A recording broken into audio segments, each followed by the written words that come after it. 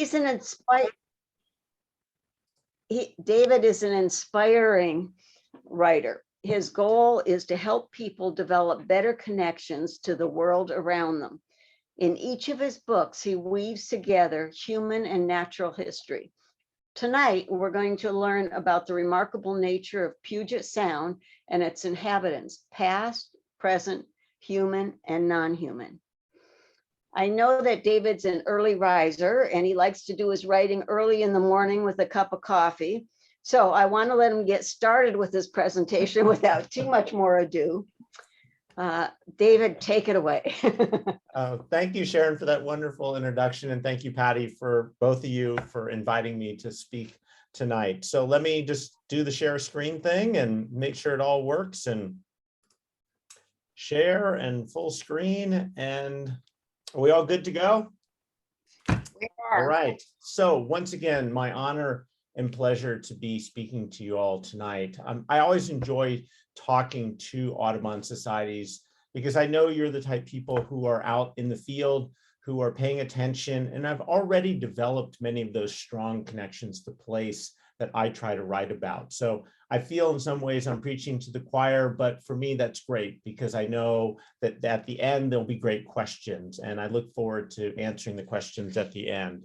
So just tell you a little bit more about myself. I grew up in the Seattle area. I've lived here for most of my life. And as Sharon said, I'm a writer interested in the connections between people and place. How do we influence landscape? How does landscape influence us? And I've done this through a variety of books, primarily centered on the Seattle area. And as she said, tonight, I will be reading from or doing a talk based on Homewaters. If for some reason I don't answer the questions now that you have, please feel free to contact me through my website or through my email. I'm always happy to answer questions. And then the other thing that if you're interested and you want to sort of follow along sort of in the future with me, I produce a weekly newsletter that comes out every Thursday and has a whole variety of different just observations. Today's was about mobbing crows. I've written about rephotographing old scenes in Seattle, geology, the desert, places like that. So for me, it's just a fun way to continue the conversation with people. So that's a little about who I am. And what I'd like to do to start is with a reading. It's about 5 minutes long. It's from the beginning of the book, and then I'll launch into in more detail about Homewaters. So if you'll bear with me for a few minutes. In the summer of 2018, I grieved with millions of people around the world. Our collective sadness focused on a 21-year-old mother, Tahlequah, one of a dwindling number of orca who regularly visit Puget Sound. On July 24th, Tahlequah had given birth to her second child, a daughter who died within 30 minutes. For the next 17 days, she carried the 6-foot-long body of her dead offspring on a journey of more than 1,000 miles. Finally, Tahlequah let her calf go. Our hearts broke. Then, 2 years later, on September 6, 2020, it was with much joy that whale researchers announced Tahlequah had given birth 2 days earlier. The healthy and precocious boy calf, dubbed J57, was born in the Strait of Juan de Fuca after an 18-month gestation. To paraphrase Emily Dickinson, hope is a baby orca in Puget Sound. Mourning the loss of a child is a natural response for humans and orca. Both species are smart, self-aware, and deeply connected to their families. Clearly, Tahlequah, like us, had loved her daughter and did not want to part from her. And as we learned, her extended family tried to help by providing food for the grieving mother. Ecologists suggested that they might also have been mourning with her. Tahlequah and her family are members of a group of more than 70 orca known as the Southern Resident Killer Whales. These animals, which evolved a culture and community unique to their home in Puget Sound, travel together, hunt together, and communicate using their own distinctive dialect. Solidifying their cultural affinity, the Southern residents also rely on the collective knowledge of their elders, particularly the matriarchs, who act as guides and teachers to their family members. Why shouldn't they also love and grieve together? And why shouldn't we also love and grieve with Tahlequah? Few animals are as sacred and iconic to Puget Sound residents as orca, or in more dire straits. Habitat loss, disturbance from noise and boat traffic, exposure to an ever-increasing toxic mixture of pollutants, and overfishing of their favorite food, salmon, have pushed the southern resident population to the point where their very survival in Puget Sound is in doubt. For many who followed Tahlequah, their grief for her was compounded by their grief for the environment of Puget Sound and the way its degradation affects orcas and humans. If Tahlequah and her calf couldn't thrive, what did it mean for us?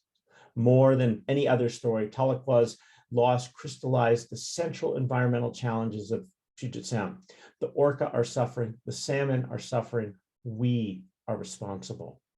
For most of my life, I've lived within a few miles of Puget Sound, but I did not fully grasp the magnitude of the crisis that had been rising around me. Although I saw myself as someone deeply aware of my natural surroundings, I realized I simply hadn't paid close enough attention to a place I love and where I intend to reside for the rest of my life. Furthermore, as a writer who is generally focused on stories about the land, I had not fully appreciated the water and those who dwell in it. Standing on the shoreline or riding a ferry and seeing only the surface of the water, which tends to appear untainted and beautiful. I'd long failed to see the interconnected lives of the plants and animals beneath, and to understand how they sustain and breathe life, both metaphorically and literally, into Puget Sound. The effects of human activity reach deep beneath the surface. Our actions, their lives, our lives. We cannot cut one strand without unraveling the many connections that link us. This book then is my way to rectify my lack of understanding of the cultural and ecological history of my home waters and to provide a resource for others. The more of us who know and care about this place, the more momentum we can build to change our ways. Since I began writing Homewaters, my own enhanced appreciation and understanding of Puget Sound's incredible diversity, beauty, and potential for recovery have led me to believe the most valuable assets of Puget Sound are not the resources we have long extracted, but the relationships that residents can make with this place. Learning from the past is central to forging and nurturing these relationships and to creating a positive future for Puget Sound and all its inhabitants. By taking this journey, I feel I gained an extra dimension of sight. Now, when I look out over the surface of the Sound, I can see deep into its history and the peopling of the landscape, its residents' travels by canoe, steamer, and ferry, their endeavors to carve out a living, and their fears of invaders. I can see deep underwater to lush forests of exquisite beauty and complexity, to corpulent clams that can outlive people, and to fish whose annual spawning creates a spasm of desire, attracting uncountable numbers. I can also see into a future where I have hope. If the residents of Puget Sound hold this place to be special and unique, as I think we do, then we will recognize our responsibility not only to this generation, but to the generations to come, human and more than human. So that, I hope, gives you a little bit of a flavor for the book. Let me just launch in and think about really a central question for me when I started work on this book. What is Puget Sound? We often hear that term, and I think there's a variety of ways that each of us envisions it. This map with the blue line out here, outline, this is the watershed of Puget Sound. So all the water that falls within, precipitation falls in with this line, from Mount Rainier to Cape Flattery up to the Canada border, and obviously a little bit further north, that ends up in Puget Sound. And that is actually the state's definition of Puget Sound, what I like to think of as Greater Puget Sound.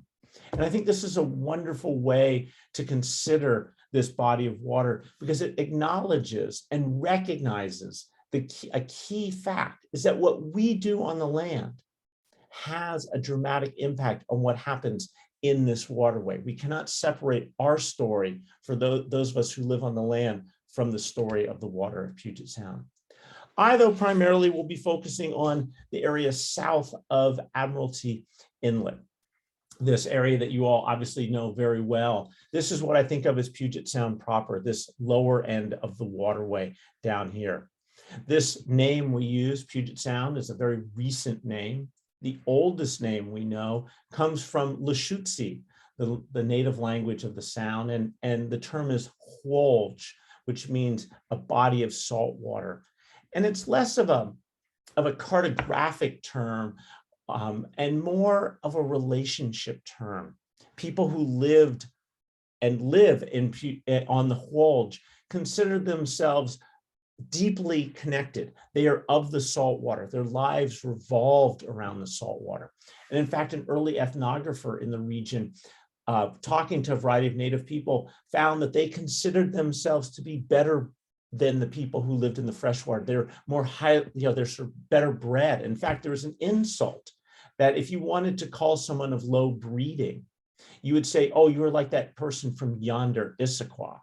So I don't know if there are any Issaquahans here. I'm just the messenger telling you this story. But my stories are going to focus on this waterway. The name, of course, Puget Sound, comes from George Vancouver's expedition in May of 1792, sails down the Strait of Juan de Fuca, and his boats become the first known Europeans to go through Admiralty Inlet, which they name. They sail down and they anchor off of what we now call Bainbridge Island. And Captain Vancouver sends his lieutenant, Peter Puget, south to explore the body of water below Seattle, below what we call now Seattle and Tacoma.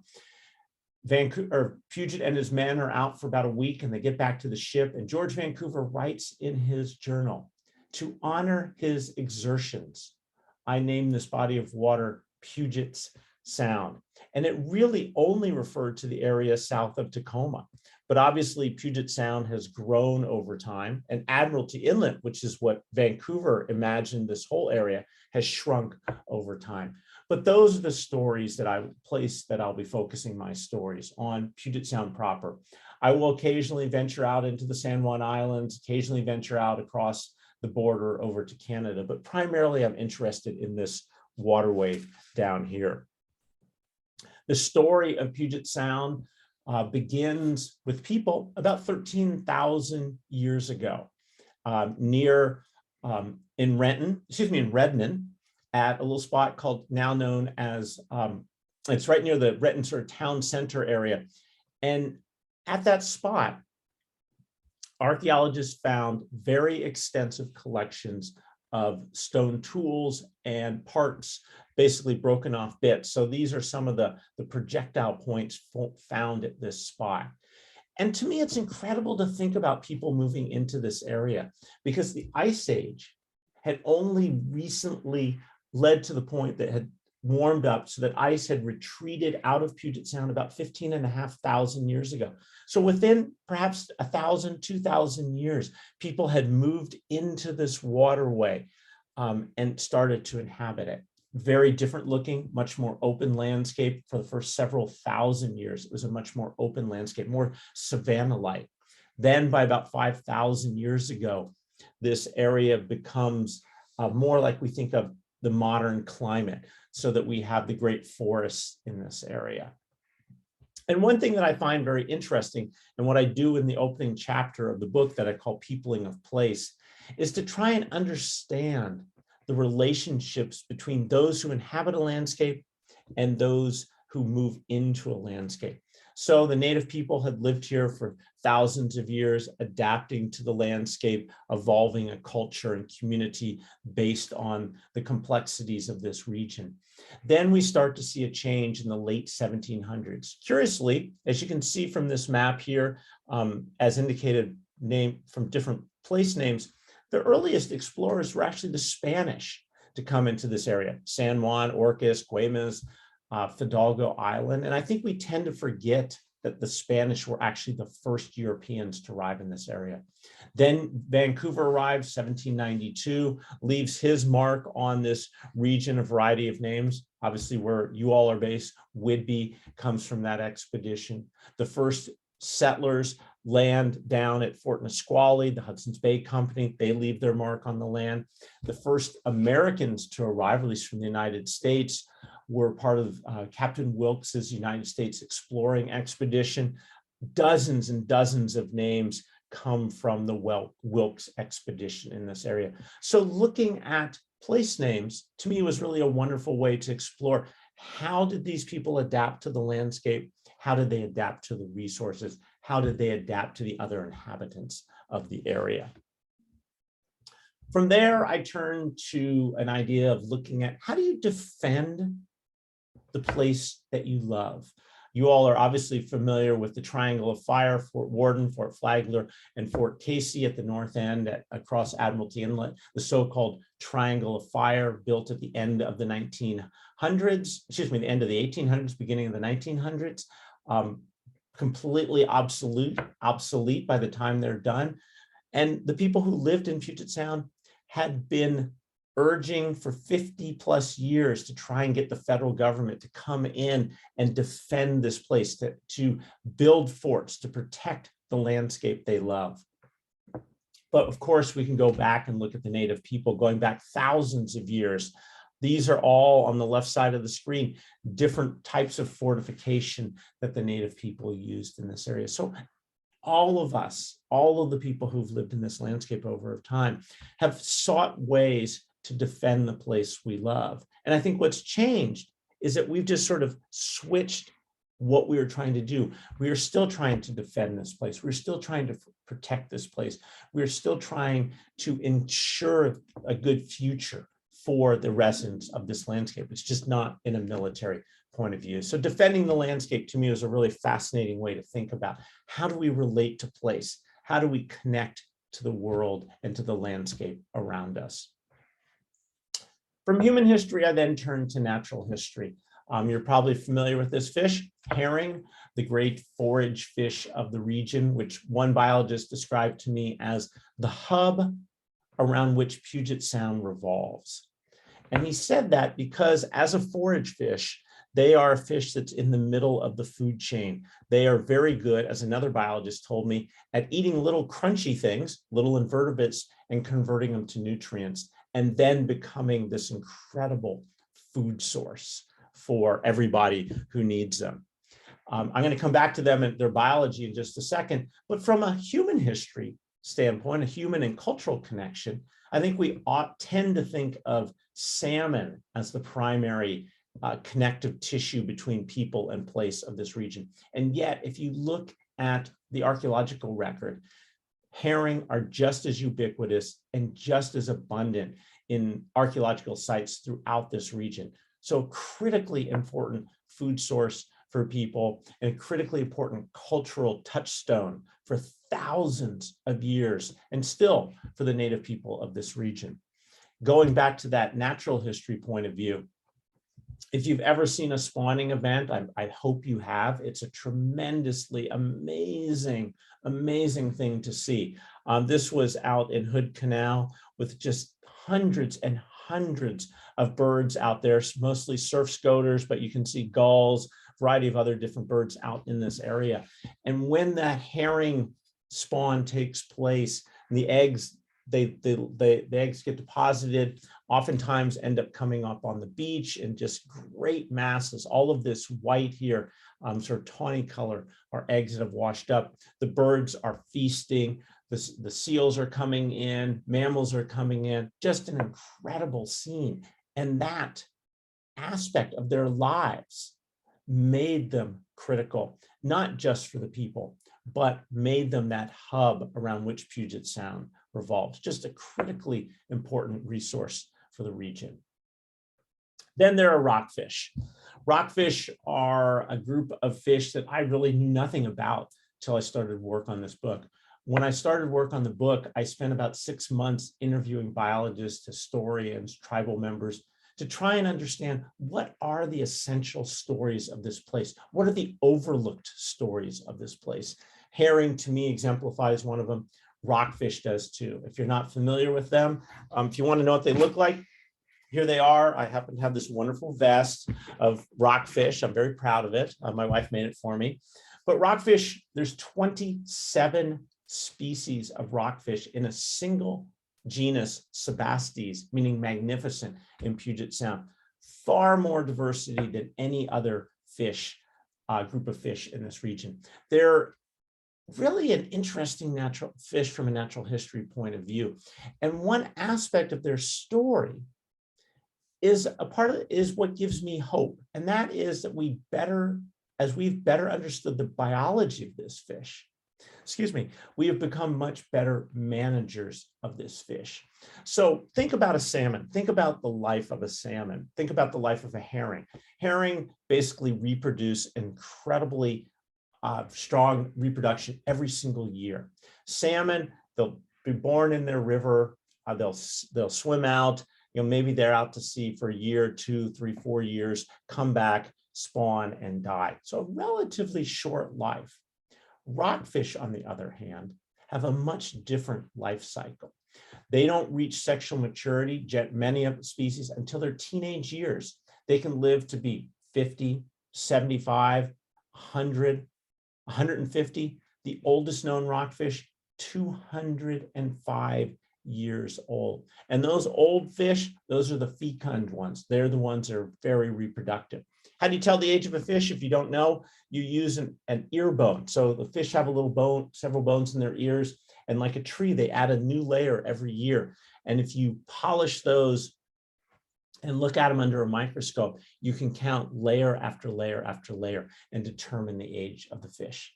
Where this is important, curiously enough, is because of the Bolt decision. You're probably familiar with the Bolt decision in the 1970s. This is when George Bolt restored the treaty rights of Native people in Puget Sound, restoring half the right to the salmon in the waterway. Because of that, biologists decided what they needed to do was to push encourage non-native fishers to go for other types of fish, and they encouraged them to go for rockfish. And we didn't understand the biology. It's only in the last 20 or 30 years that we've understood how long these fish live and understood many of the details of their lives. Because of our misunderstanding, their populations were hammered. And we now have, of those 27 species, 2 of them are on the federal list of threatened and endangered species. Another dozen or so are considered to be species of concern in Washington state. But as we've understood the biology, we've become better managers, and we're starting to see rockfish populations start to climb back up. Where this was very well exemplified is out on the coast. There's a type of rockfish called a Pacific Ocean perch. It's named for the Atlantic Ocean perch, which actually isn't a perch, it's a rockfish, just like the Pacific Ocean perch is a rockfish. But that population was completely hammered in the 60s, and now is finally, over the last 5 or 10 years, started to bounce back, and we're seeing that population do pretty well out there. And that gives me hope that these species, rockfish, have this resiliency built in, that as we better understand their biology, we become better managers. We're seeing that with herring, we're seeing that with rockfish. We're also seeing that with gooey duck and Olympia oysters. These 2 fish, shellfish, exemplify another part of the story. And that is, when people first moved into this region, when Europeans first moved in, I think many of them came with this idea of exploitation. They saw this body of water, the incredible richness of diversity and the incredible abundance of species. And the first thing they saw was, how can we sell those? How can we harvest them? And one of the first animals was the Olympia oysters. Those are our native oysters. They're the ones that are about yay big, a little bit bigger than a silver dollar. They're not the ones you probably eat. Most of the ones that people eat are the Pacific, which are a non-native oyster. But this exemplifies a key change in Puget Sound that gives me hope. That when Europeans first arrived, this idea of exploitation. And in the last 20 to 30, 40 years, I think we've gone to a big switch where instead of viewing the resources as to be exploited, we now view them as something that needs to be sustained, that they are beautiful, they are valuable to the ecosystem. We need to be better stewards. And I think we're seeing that. And where we see it, curiously enough, is with the gooey duck. I love this picture. It's just, I saw this picture. These 2 guys are just, I think, exemplify the whole world of gooey ducks right there. But geoducks ducks are arguably the most abundant animal in Puget Sound, these large animal. Several 100 million geoduck duck live in Puget Sound. And they are completely managed population. Geoduck, the term you may know, comes from the Lushootseed term meaning to dig deep. And most of the geoduck, though, that are harvested in Puget Sound now are not actually ones that are harvested on the shore. Most of them actually come from diving into the waterway. What happened was in the 1970s, late 60s, early 70s, people realized that geoduck were not just an intertidal organism. They realized that they were very deep in the water. You can go down 50, 100, 300 feet deep in Puget Sound, and on the bottom, you will find geoduck. So it's a very managed population, and it's managed for sustainability, there's stewardship, and I think that exemplifies those two animals, the difference between the exploitation of Olympia oyster, which basically decimated the population, and geoduck really is that story of Puget Sound going from exploitation to sustainability. We're now also seeing with Olympia oyster a gradual return as groups are working to restore the populations of our native oyster, which I think is incredibly exciting. And again, another aspect of hope for this region. Then, of course, salmon and orca are two sort of touchstone iconic species, obviously more than one. There's multiple species of salmon. There are two groups of orcas.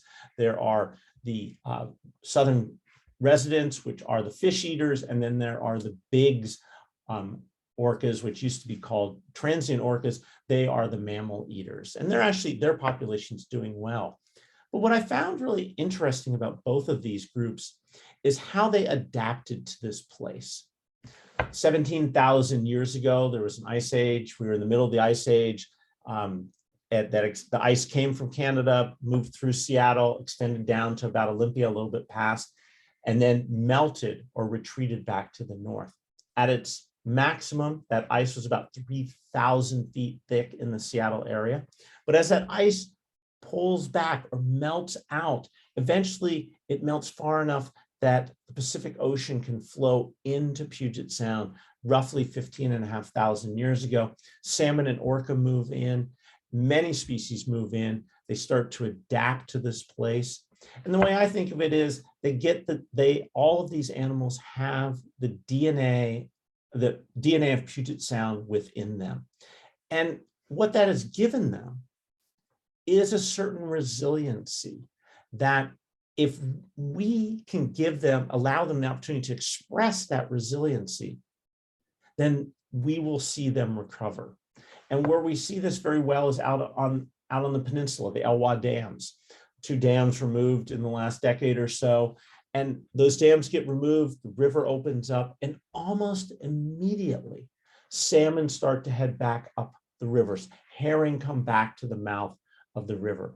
And I was talking to a biologist about this who studies that ecosystem, and he said, the reason the salmon did that is they have been doing that for thousands of years. These are fish superbly adapted to Puget Sound. They have that DNA, they have that resiliency. And again, if we can give them the opportunity to express that resiliency, and I think we are working on that, and I think we are beginning to recognize that to me is another aspect of hope in this waterway. So I just want to turn slightly away from this and just go a little bit more in depth on a couple of the chapters in the book that to me were just really sort of, I think, stories that, again, I think are often overlooked. One is the idea of canoe culture.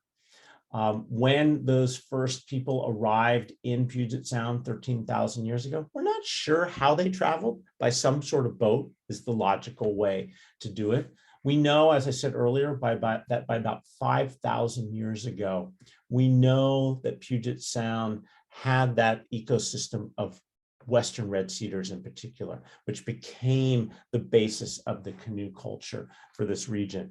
The people who lived here developed this array of canoes that they could use in different situations, out in open water, to troll, to carry freight. Those Issaquahns, They had a different type of canoe that they used on the flat water, but each of them superbly adapted to place. And all of those canoes combined, all of that culture, what it did to me is it knit together the communities of the Sound so that no matter where people lived, along the waterway, up the rivers, they were connected by this maritime highway that they could move through relatively easily. And that to me is a real key story that continues throughout the story of Puget Sound, throughout the human history.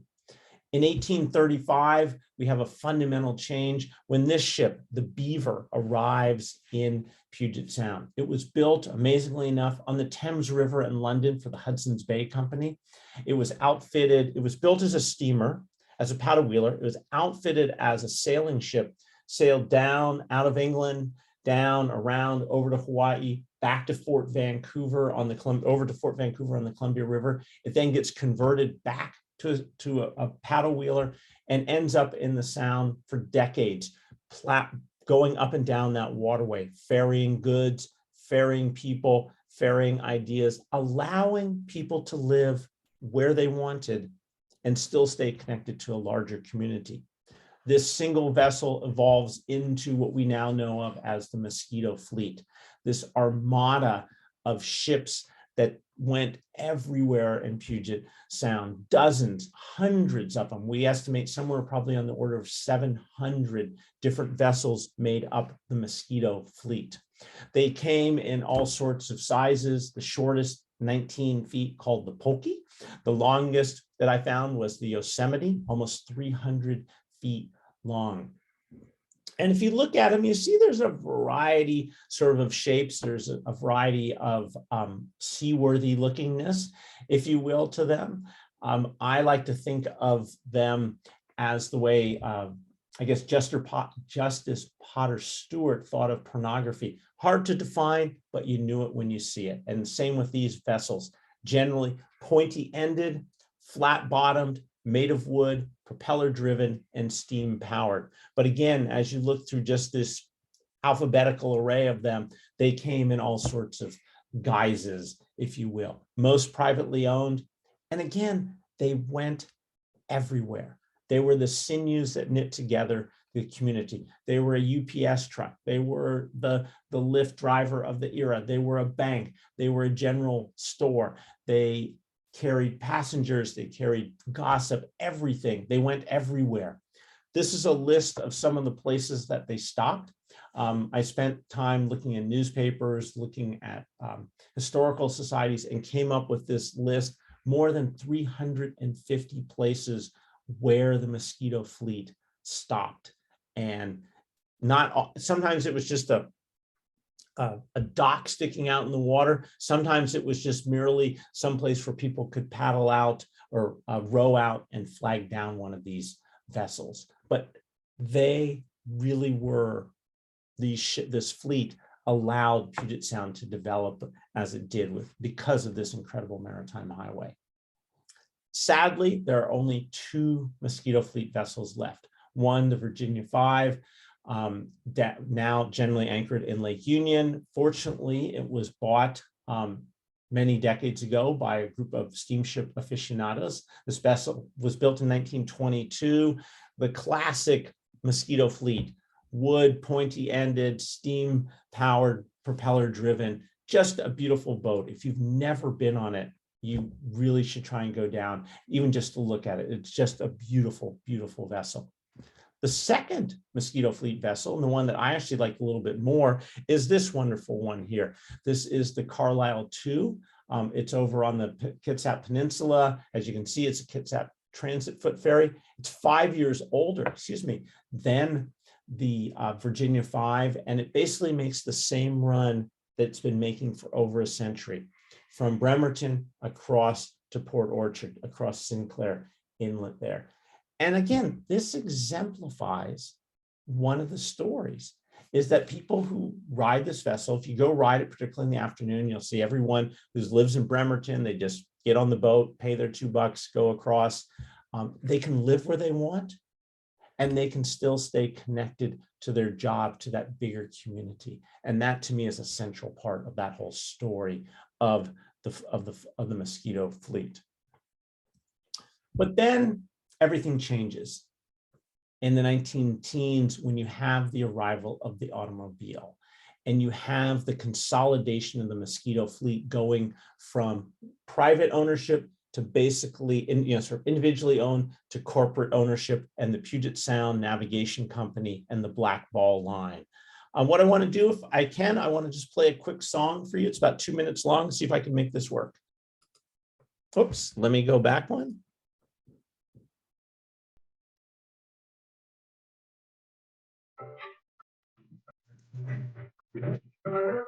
Can you hear that?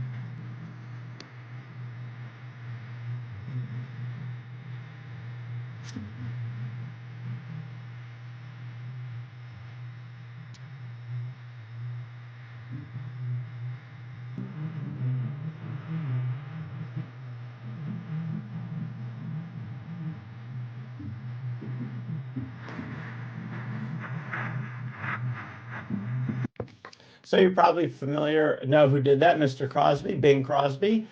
Interestingly, he had a very strong connection to the mosquito fleet. His grandparents were involved with the mosquito fleet as captains. But in 1950, the state takes over the ferry system. And for some, that was great. For others, they thought it was socialism. But we obviously have our modern ferry system. One thing I tried to do as a writer, I'm always interested in sort of trying to make connections to the place where I live and get out on the water if I can. So I tried to ride all the ferries in Puget Sound, and I'm sure you're familiar, obviously, with the WashDOT ferry system. But Kitsap has its ferry system going out to Bremerton and Port Orchard. Pierce County has its down at Stillicum and Ketron Island. There's the Lummi Ferry, the Güemes Island Ferry. There's the Vashon ferries. There are a few private ferries that go to different islands around. There's the Everett Ferry. For me, the highlight of riding all of these vessels was the time I spent with the ship captain, Marcia Morse. And Marcia works for WashDOT. She's been on all sorts of different, had different positions. But when we were out on the ferry, she made a really profound statement to me. She said, I grew up in Eastern Washington, and I was used to those big open views of landscape. And there was very much a spiritual connection to the landscape through those big views. But when I moved to the west side, to the side with all the trees, I lost that sort of spiritual connection. But she said, when I'm out on a ferry, that connections returned as the big open space. And I hadn't really thought of the ferries that way, that they open up the landscape and give us that spiritual connection. I'm sure all of you have experienced that aspect of being out there, the big views, to see the whales, to see the seals and sea lions, to see the birds. And I think that gets at a real key point of the ferry system of the Sound. One, there's a very practical aspect, point A to point B. And yet there's a very strong spiritual connection to place that the ferries that they give us, that allow us to take advantage of. Sorry. And where I think that comes together is in the canoe journeys. If you're familiar with this, this is really the reestablishment, the restoration of the canoe culture in this part of the world. We know, as I said earlier, that people have been using canoes for thousands of years, and that art, that skill, that connection really disappeared with the arrival of the Europeans. Then in 1989, at the state centennial, a group of native elders gathered together, figured out a way to work together to carve canoes, and started to reestablish canoe culture in the Sound. I was lucky enough to see a recent canoe journey a couple of years ago down at Alki Point, or Alki Point as some call it. And it was incredible to stand there and to be on the shore and see canoe after canoe after canoe come in, dozens of them coming in. And each time one of those boats came in, someone from the Puyallup tribe would say, welcome, welcome to our land. Come share our stories, come share our food, be part of our community. And that, I think, is such an essential part of this place, is that community that develops from being on the water, whether it's canoe culture, mosquito fleet, or the ferry system, or individual boats. It allows us to really bond together with this landscape and makes it, that to me, that much more of a special place. So I want to end by focusing just a little bit more on one plant, excuse me, kelp. Kelp is incredibly essential to the Sound. It's like herring. It's one of those key aspects of the story that I think is often overlooked, but is around which so many things happen from an ecological point of view and a cultural point of view. If you've ever been out at low tide, out near where you all, up on near Fort Casey, that's where this is, or just State Park, just a little bit north, to see the kelp out there and to think about kelp. Of all the plants and all the animals in Puget Sound, kelp probably has the longest connection to people of any of them. That's because of what's become known as the Kelp Highway. Probably familiar with the idea that people came into North America over the Bering Land Bridge, traveled through an ice tree-free corridor. But over the last decade or two, people proposed this Kelp Highway idea, that instead of traveling overland, they traveled by water along the shoreline of the land there.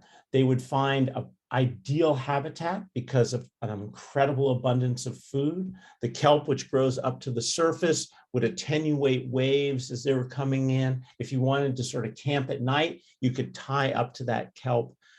So a critical way for people to move across the landscape.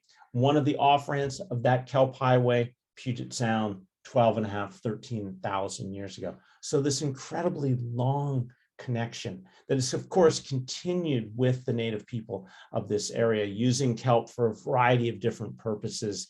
Again, this connection to place through their relationship with the plants and animals. Kelp would be used for food. Kelp would be laid on the side of a canoe, so when you put your paddle down, it was quieter instead of hitting that hard side of the vessel. So just this long relationship between people and the landscape, the natural world around them.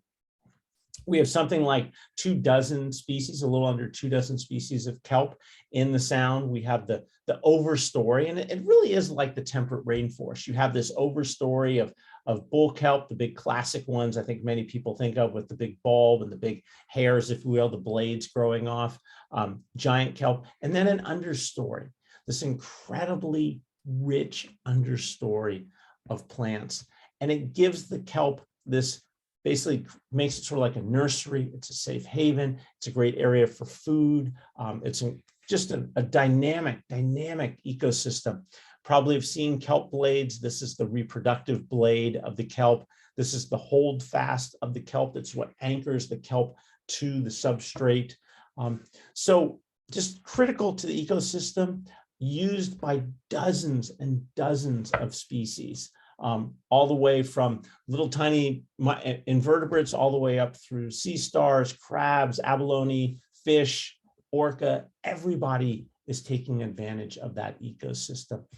And you made me familiar with this idea that trees grow on salmon, that salmon born in the rivers, head out to sea, get all these nutrients, come back up the rivers, they die, they get eaten, they get excreted, their nutrients spread throughout the ecosystem. Kelp is the same way. Scientists take signatures of the carbon and nitrogen from kelp, and they see it spread throughout the entire ecosystem. So critically important to this landscape. And I want to end by just sort of, to me, sort of trying to pull all this together and getting back to this idea of hope.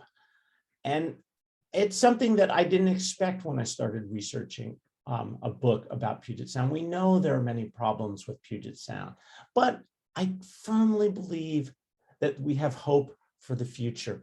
We have hope, as I said earlier, because we have better science. We're becoming better at managing this waterway. We have a long ways to go, but we are getting better. I have hope because of this resiliency that's in the species, the DNA of Puget Sound within these species, that we can give them an opportunity to express that. I have hope because we've changed from viewing these natural resources as something to exploit to something of sustainability and stewardship. I have hope because the tribes in Puget Sound have a much stronger voice than they ever have in the policy of the waterway of this area. And we're seeing that in many different ways, and that gives me hope. So I also know that Puget Sound is in better shape now than it has been in decades. It has a long ways to go. We have a lot to do. And this idea that when I use the term hope, to me, hope is about courage. Hope is about education. It's about money. It's going to take all of us working together to protect this incredibly beautiful, resilient waterway. And I firmly believe that it is within all of us to make a difference, and within all of us to be part of that story of making Puget Sound sustainable for all of the species, human and more than human. Thank you. I'm happy to answer any questions you have right now. I don't know if we want to do it through the chat or what works, but I will turn the stop share. I will stop sharing and open it up to everybody. You have to tell them that you're on me now. Yeah. Patty. Sharon, is anything happening yet? Well, just a few little quick comments. One, first of all, David, this was wonderful. I wish we had more than one night to spend with you. I really have enjoyed this. Just because it's interesting, a few of our members, one of them has a mother who worked for the Black Ball Ferry Line. That's Steve Bennett. Cool. And is that cool? And then we also had a Candy Charlwood wanted to know that rockfish that was in the picture. Do you know how old it was? The rockfish that I had, so at this point, it is illegal to catch rockfish in Puget Sound. You're not allowed to catch them. I was out on a federal study sponsored by NOAA, and that the one that we caught, which is a copper rockfish, was probably no more than a dozen plus years old, but I'm not positive. But we did one thing that's, again, this is and I think an important part of the story is rockfish are generally fish found very deep in Puget Sound, certainly some of the more common species, 100, 200 feet deep. And when they get brought to the surface, they can experience what's known as barotrauma, where basically their eyes bulge out and their stomach bladder can get forced out of their mouth. And they often historically died because they could not get returned back down deep into the water. But there's now been a device called a descender, as someone put it to me, as fishing in reverse. What we did with that rockfish, once we caught the fish, we took him, attached this little clamp to his lip, and then put the descender on, took the fish back down 200 feet deep, and then released the fish back down there. We're seeing better chance of them surviving down there. So again, that there's aspects of these stories that I find hopeful. Okay. And another question that came up in the chat was, in that initial picture you had of Puget Sound, Oh, do you remember that picture? Someone wanted to know if that was Blake Island in the center. oh my. So let's see if I can get this picture back up. This one, it's not going to go back up on it.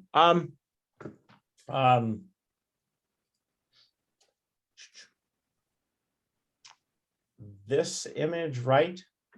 Yes, That correct. is a good question. It certainly looks to be, yeah, there's that point right there on Blake Island where it certainly looks to be Blake Island. I cannot say for sure, but certainly looks like it. Hmm. Good call. I don't. That's interesting. Yeah. And Denise Marion says she's really glad that you're emphasizing the restorative measures that have begun and that you talk about hope. Thank So you. Yeah, thank you very much for that. and I think that's key, is that idea of restoration. That, and as you point out, Denise, people have been doing this for a long time. And I think that's a real critical part of the story. And that's that us giving back and recognizing that that opportunity exists, and working hard. And we're seeing it in a lot of areas again. And I'm not blinded by, I'm not this totally optimistic person. I recognize that there's a lot of challenges, but to me, this hope that we are working, we are trying, that to me is just an incredible aspect of the story. Ellen wondered whether you, oops, I just lost it. Just a minute here. So I just scroll back up here. Ellen McCord wondered if in your research around ancient peoples, did you discover any artifacts showing their use of coastal clays? So I assume when you mean that, I'm guessing that's in reference, say, to pottery. Would be my guess is the reference. I apologize if that's not it. All that, from what I've come across in the archaeological reports, is primarily most of the early material that's found are stone tools. I don't know, and so much of what was being done up here were baskets, which would be able to hold water, but those they decompose far too quickly for them to remain long in the archaeological record. So it's mostly stone tools. If that's the question you're asking, I apologize if I. Yes. If that. Yes, I believe she said yes, that was the question. Okay, thank you. Thanks. Thank you. Lots of messages here about what a superb presenter you are.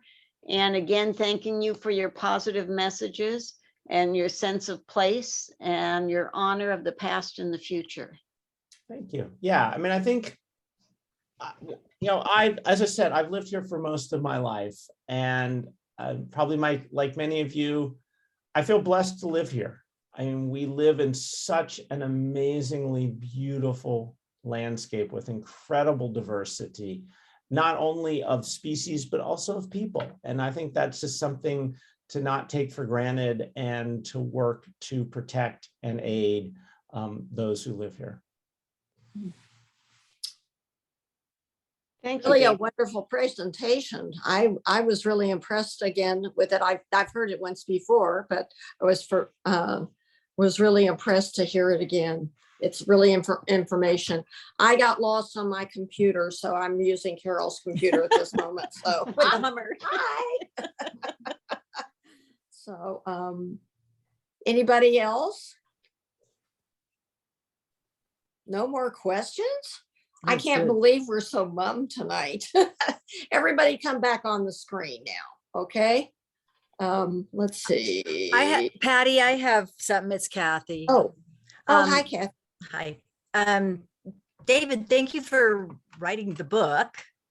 I finished Homewaters this afternoon, and every time I turned a page and got to hear about the next species, it was my new favorite species. So I'd be like, oh, herring, great. Oh no, I love herring. And it went on like that the entire book. So thank you for that. Couple questions, since it's a couple years old now since you wrote it. Did the recent events kind of influence some of the shellfish export? I was wondering, that was one thing I was wondering, because you were talking Like a about heat how wave or gooey ducks were 99% going to China and that sort of thing. Has that changed at all? no, the gooey duck story has basically remained the same. I mean, I think there was very much this concern if what you're referring to, again, we talked at the very beginning, the heat dome, that certainly had a hit the populations very hard. For gooey duck, because so many of them are subtidal or are deeply buried, that story hasn't changed much. But as you pointed out, something like 98% in gooey duck that are harvested in Puget Sound ends up in China. It's a very strange story. And the Olympia oyster populations, I haven't looked. I don't know how they survived this the heat dome change. And fortunately, I know they got hit hard, and we've definitely seen some challenges to shellfish here. Did you have another question, Kathy? Or Well, since I'm still here, were you aware of the Max Welton salmon adventure and Whidbey watershed stewards that happened a few years ago, where the school kids at the South End released salmon into the local creek and were instrumental in getting the gates fixed down there at Max oh Welton? no, wow, that's great. Yeah, I thought there's a little bit of information online, and I'm sure there's people here who were charter members of that. Yeah, that's exciting. Yeah, I mean, again, and I think that's my book was not written for kids, really. I mean, it's really an adult book, but I mean, I like to think that some of the stories could be, I wish someone would somehow adapt some of the stories to student groups, and yeah, because obviously getting the young involved is so important to that whole story. David, we had a question about where your book is available, and I know that it's at the Kingfisher in Coopville. Do you know if it's at the Wind and Tide bookstore? I do not know. I like to hope it should be. And if you are interested, I'll make my one sales pitch, of which I'm not a very good salesperson. It is available through my website if you wanted to buy it and get a signed copy. You can go to my website and it's clearly shown how to buy it. You put in your credit card and type all that stuff in. It's through a secure system. And again, if whether that or if you're interested in the newsletter, which I just think for me it's really fun for me to be able to continue to tell these stories. I'm always interested in, what's something that's new that I haven't seen, or revisit a story that I've been interested in over the years. As I said, the most recent one was about crows and mobbing crows, and they're those crazy stories. I mean, we all love crows. At least I like to hope we all should love crows. David, before we end this, people would like you to put up your website again so they could get access to your Okay, there's geology. I'm going to do two things. geologywriter.com. I just put it in the chat, and I will do a share screen and go back to that. And Google his name, should come up. And I will go back one. So there's the Geology Writer, has all the information on it, how to connect with books, and it's all on the front page. And my mom says it's a really good book too. So totally unbiased opinion. Right. Moms always are. They're your harshest critic. Yeah, her name's not Nautilus Award, but Yeah. So Sharon, did you see Candy Charlwood's? Yes, I was just going to say that there's one more question. Wondering where our local the clams we get at restaurants, where do they come from? Oh, that's a good question. I did not do a lot of research on the local clams, so I don't know a lot about it. I really honed in on, well, the gooey duck obviously is a local clam, and the Pacific oyster I looked at, which are grown, they're raised locally, but I do not know much about the clam story. I'm sorry, except that the tribes have started harvesting a lot more clams. Most of us are familiar, as I brought up, the Bolt decision, which restored the treaty rights to the tribes for salmon. There's also an additional decision called the Rafidi decision that restored the shellfish rights for tribes. So they now have half the harvest and have been actively involved in harvesting shellfish from their lands now too. So it's definitely a big growing concern. But I don't know, and I do not know details. I'm sorry. Thank you. Would you take yourself off Share screen. of the share screen so that we can have everybody get on your camera and give him a round of applause? It is, Charlotte, do you have a question? No, I'm just saying it was great. Great. Thank you so Oh. much. Thank Okay, you. well, give him a round of applause. And we are so thankful to have had you this evening. And I'm just really grateful that you came, and we had, I think at the most, it was 71 people. So it was a good job. Very, Yeah, very well, nice. My pleasure, my honor. I look hopefully run into some of you out in the field. Bernie, I'm trying to get to excuse me, the island, not Yes. Yes. Yes, the island, yes. apologize. Island. Listen, David has such a wonderful sense of humor. I said that my husband is a writer and enjoyed his books and everything else. And he says, you got a smart husband. I have. So, anyway, thank you all for coming. Glad you came here, and we'll see you in the fall, I hope. Okay. Be Bye well. now. You will. have to Bye. end Thank you. I'll have to end it all, but I can't do it I- yet. You have to do it on your computer, dear. I know it.